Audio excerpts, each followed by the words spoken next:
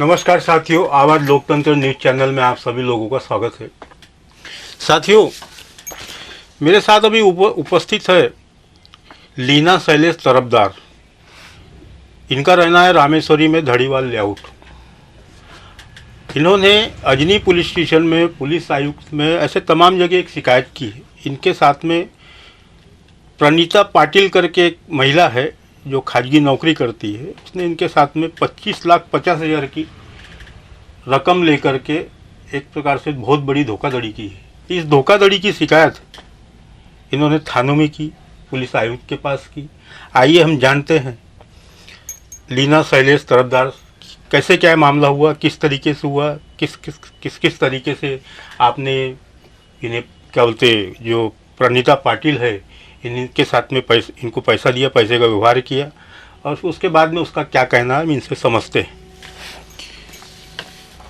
आपका नाम क्या है? लीना शैलेश तरफदार। तरफदार। रहना कहाँ है आपका? Dhariwal layout, Dhariwal Rameshwari road. ये प्रणीता पाटिल के खिलाफ जो आपने अजनी पुलिस स्टेशन में शिकायत की है, और कहाँ शिकायत की इनकी, पुलिस थाने के अलावा? पुलिस आयुक्त में भी किया है। अच्छा, आयुक्त में भी किया है, कमिश्नर के पास में भी किया है। कब किया है शिकायत? कमिश्नर 17 अप्रैल को पुलिस स्टेशन में किया है। अच्छा, और 28 तारीख को, अप्रैल को आपने पुलिस आयुक्त को दिया है। हाँ। तो ये 28 अप्रैल को आपने पुलिस आयुक्त को दिया, अभी अप्रैल मई महीना चालू हो गया। और थाने में कब किया है? थाने में 17 अप्रैल को। 17 अप्रैल को, यानी अभी एक हफ्ते बाद में 1 महीना पूरा हो जाएगा। तो इस दौरान में पुलिस ने आपसे कुछ पूछताछ किया है क्या? नहीं, उनका फोन भी नहीं आया। 3 दिन में तपास लगेगी बोले, ये करेंगे, तपास शुरू करेंगे बोले। पर जिसकी तरफ तपास थी वो छुट्टी पे चले गए थे। फिर अभी 1 हफ्ता हुआ शायद आए, तो मैं उनसे मिली, तो बोल रहे हैं तुम्हारे पहले की भी कंप्लेंट्स है। पहले के किसके खिलाफ कंप्लेंट है? उसके पहले की उसी महिला के खिलाफ है कि नहीं? नहीं, दूसरे। अच्छा। तो बोले आपको टाइम लगेगा, हमको जब समय मिलेगा तब हम करेंगे, पर करेंगे, ऐसा बोल रहे। आज भी मैंने फोन किया तो बोल रहे तपास चालू है, बोले टाइम लगेगा, बोले कब तक होगा नहीं बताएंगे, ऐसा बताया। तपास चालू है, कब तक होगा ये नहीं बता सकते हो, ऐसा उनका कहना है। तो आपने ये प्रणीता पाटिल को ये किस चीज के लिए पैसा दिया है? एक्चुअली मैं श्रम कार्ड का फॉर्म भरा था मैंने।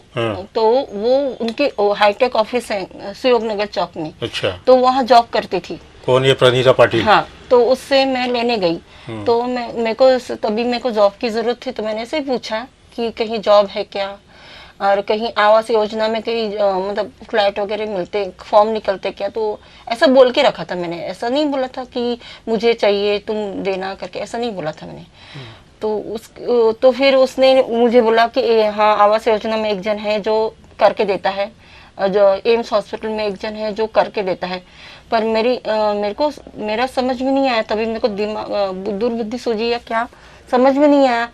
मैंने इंक्वायरी नहीं किया और उसको पैसे दे दिया। वो किसके थ्रू उसने पैसे ट्रांसफर किया, कहाँ किया, वो मुझे नहीं बताया उसने। तो ये जो रकम आपने शिकायत में लिखा है 25,50,000, तो ये रकम आपने किस तरीके से दिया है?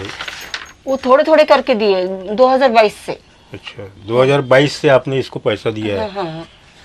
और सभी के पुरावा नहीं है, मतलब कुछ मैसेज में है, वो पुरावा सब पुलिस स्टेशन में मैंने दिया है, रिसिप्ट। और ये पुरावा बोले तो आपने ऑनलाइन पेमेंट भी किया होगा ना? ऑनलाइन मेरे मोबाइल से होता नहीं है, मैंने ऑनलाइन नहीं किया, बैंक से किया कुछ, और कुछ उसके। ऑनलाइन नहीं किया, बैंक से किया है। तो बैंक से चेक थ्रू व्यवहार किया है, कैसा किया उसको? चेक थ्रू नहीं किया, मनी ट्रांसफर जैसे होता है। हाँ, तो मनी ट्रांसफर बोले तो उसके अकाउंट में ट्रांसफर किया, वो तो स्टेटमेंट में दिखेगा ना? हाँ। यानी वो तो स्टेटमेंट में दिखेगा ना? उसका एक बॉयफ्रेंड है कृणाल लक्षण है, उसके अकाउंट में ट्रांसफर किया। तो इसमें तो आपने सिर्फ प्रणीता पाटिल का जिक्र किया है। हाँ, तो उसका मैं लिख किया नहीं, पर वो है उसके साथ। यानी डायरेक्ट आपने प्रणीता पाटिल को पैसे दिया या नहीं दिया? उसी को दिया डायरेक्ट पैसे। इसी को दिया? हाँ।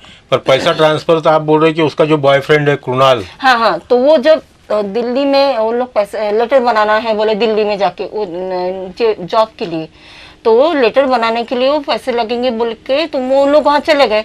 अभी वो क्या सही है क्या गलत है वो मुझे नहीं मालूम, पर अकाउंट में ट्रांसफर करना था, तो उसका अकाउंट था यूनियन बैंक में, तो उसके अकाउंट में ट्रांसफर करो बोले मुझे। तो उसके कुणाल, क्या सरनेम उसका? लक्ष्य नहीं। कुणाल लक्षणे के अकाउंट में आपने कितना पैसा ट्रांसफर किया होगा और कितना पैसा प्रणीता पाटिल को दिया होगा? ये 25,50,000 जो है, 25.5 लाख रुपए जो है, इसमें से कितना पैसा कुणाल लक्ष्मणी को दिया आपने? वो एक बार 49,000 दिया और एक 45,000 दिया एक बार। यानी एक 49,000 यानी 49,000। हाँ, और एक बार 45,000। यानी 1 लाख के करीब करीब आपने कुणाल लक्षणे को दिया। हाँ। फिर समझ लो ये बाकी का पैसा जो है आपने फिर ये प्रणीता पाटिल को ही हाँ, हाथ में दिया उसके सब। पूरा कैश दिया हाथ में कि बैंक से ट्रांसफर भी किया? हाथ में दिया उसके। अब बैंक से कुछ ट्रांसफर किया, वो मेरे पास है उसका रिसिप्ट वगैरह। तो अभी जब आपने इस काम आपका हुआ नहीं, तो आपने प्रणीता पाटिल से पैसे की मांग की होंगे, मेरा पैसा वापस दो। मैंने बोला तो क्या बोलती, मैंने लिया ही नहीं। बोले मैं आगे वाले को दिया है, ऐसा बोला उसने। और उसने इसमें 3-4 लोग शामिल हैं। जैसे ये एम्स के केस में उसने एक बोले एम्स का बंद हो गया था, तब बीच में बंद हो गया। उसने कारण ये बताया कि उनको कुछ गड़बड़ हो गया वहाँ, तो उनको पकड़ के लेके गए वहाँ के स्टाफ को। उन्होंने ऐसा ही नौकरी देके ऐसा करते थे करके, तो जेल में है। फिर वो एक मुझे उन्होंने, उसके बड़े पिताजी ये पुलिस में है बोले, तो उनकी पहचान के एक जेलर है बोले, पेडनेकर करके, वो भी मैंने इसमें नाम लिखा है, तो वो करवा देंगे बोले। तो उन्होंने, यानी इसका मतलब इसमें 4-5 लोग शामिल है क्या? हाँ हाँ, यानी एक प्रकार से एक रैकेट है ये। हाँ। तो वो उन्होंने भी ऐसा, मुझे तो ऐसा लगता वो खुद कोई जेलर नहीं होगा, कोई फ्रॉडी व्यक्ति होगा, क्योंकि वो सामने नहीं आया। मैंने उनको बोला आप मुझसे मिलो, नहीं बोले मैं मिल नहीं सकता, बोले पैसे मिल जाएंगे तब मिलूंगा बोले। फिर उन्होंने फिर बीच में पैसे लेते लेते फिर उन्होंने बंद कर दिया। बीच में उन्होंने फोन बंद कर दिया, जो सिम से फोन कर रहे थे, मतलब फोन नहीं कर रहे थे, ओनली मैसेज कर रहे थे, वो बंद कर दिया उन्होंने। फिर मैंने उसको बोला कि कैसे, तो फिर वो उनका केस, फिर उनके उसके बड़े पिताजी हैं, हेमंत पाटिल नाम बताया, सही है गलत है वो मुझे नहीं मालूम, तो उन्होंने हाथ में लिया। फिर उन्होंने अभी तक उनके हाथ में था, उनके मैसेज और वो बैठने करके मैसेज सब है। उसके बड़े पिताजी का मैसेज भी मेरे पास है, सब प्रिंट आउट मैंने दिया है पुलिस स्टेशन में, रिसिप्ट और उनके मैसेज के जितना भी सब है। और इसमें एक ज्वेलर्स का भी नाम लिखा है आपने, ज्वेलर्स। हाँ, पेडनेकर। हाँ, ये कहने वो उसने ही बताया, प्रणीता नहीं बताया कि उसके बड़े पिताजी पुलिस में है, उसके पहचान के है, तो वो आपका काम करवा देंगे बोले, पैसे निकाल देंगे। तो मैंने उनसे काम करवाया। तो पहले तो उन्होंने 30,000 लिया, फिर ऐसे करते करते उन्होंने 1,30,000 ऐसा करते उन्होंने 12,49,000 ऐसा कुछ हुआ। यानी टोटल सब मिला करके 25 दोनों साइड का टोटल मिला के 12,50,000 तक, मतलब 25,50,000 तक हुआ, दोनों साइड का मिला के।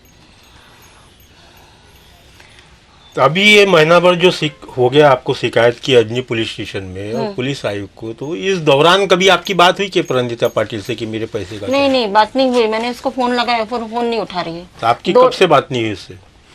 उसकी अभी पिछले महीने से बात नहीं हुई, 7 अप्रैल 8 अप्रैल से शिकायत देने के बाद से बात नहीं है। हाँ, शिकायत देने के बाद से मैंने उसको कॉल किया था, पर उसने फोन नहीं उठाया। इसका मतलब उसको खबर हो गई है कि आपने शिकायत किया हुआ। हाँ। और आवास योजना का भी ऐसा ही है। जब आवास योजना पहले घरकुल में पैसे भरे, तो घरकुल में 5 लाख भरे थे, 4.5 लाख भरे थे। फिर वो हैंडओवर उसने लिया क्या, NIT का सुशील चौरे करके कोई है, NIT का सुशील चौरे, NIT यानी वो सर्विस करता है वहाँ पे कि दलाल है? सर्विस करता है, ऐसा बोले, गवर्नमेंट सर्विस करता है। उस पर मुझसे मिला नहीं, वो प्रणीता पाटिल ने ही उसका नाम बताया, तो उसने लिया अपने हाथ में। फिर उसने भी कितने तो भी पैसे लिए। फिर उसका भी मैसेज है मेरे पास, अभी मैं बता नहीं सकती। फिर वो एक रविंद्र गेडाम करके उसने अपने हाथ में लिया आवास योजना का।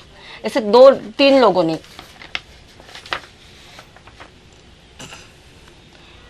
आवास योजना में मेरा 12,59,000 है और बाकी के इधर है।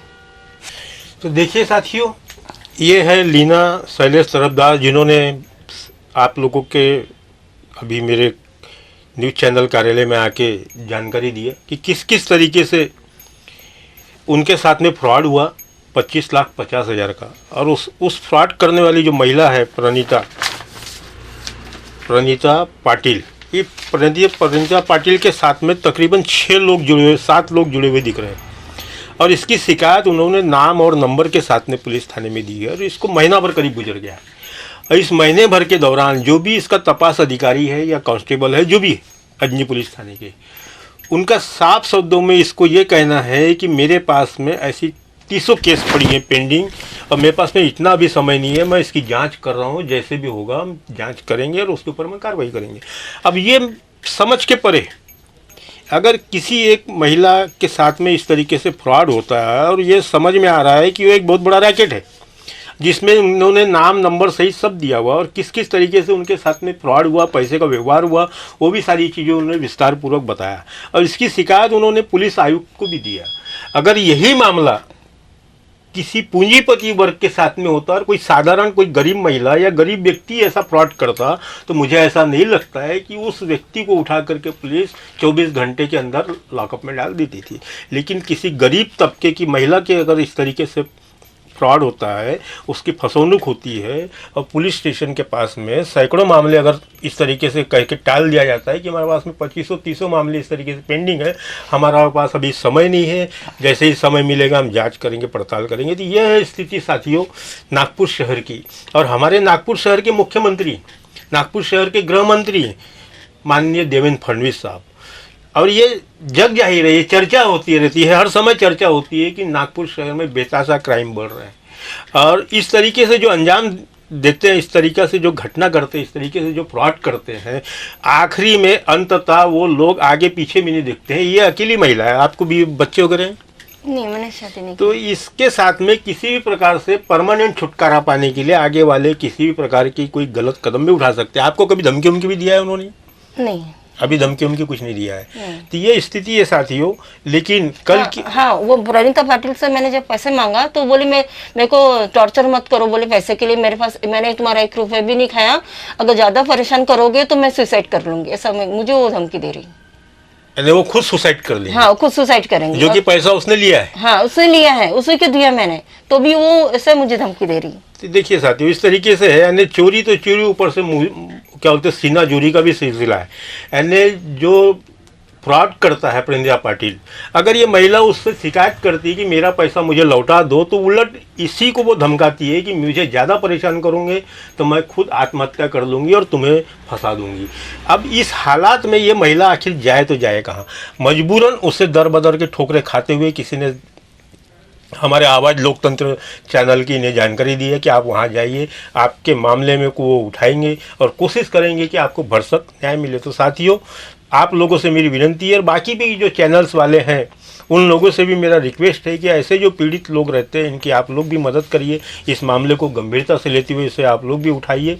और सरकार से, जो हमारे मुख्यमंत्री हैं माननीय देवेंद्र फडणवीस जी, उनसे भी हमारा अनुरोध है कि कम से कम नागपुर शहर में जो घटनाएं हो रही हैं, अपराधों की जो संख्या बढ़ रही है, उसके ऊपर अंकुश लगाने का कुछ प्रयास करिए।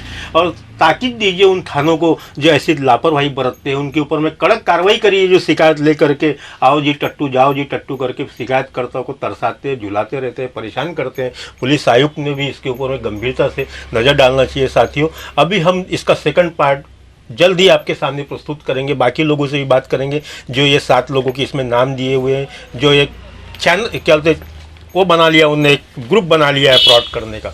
प्रणीता पाटिल के साथ में जो 6-7 लोग जुड़े हुए हैं, इनसे भी हम चर्चा करेंगे और आपको जल्द ही हम सेकंड पार्ट दिखाएंगे। साथियों, आवाज़ लोकतंत्र के साथ बने रहिए। धन्यवाद।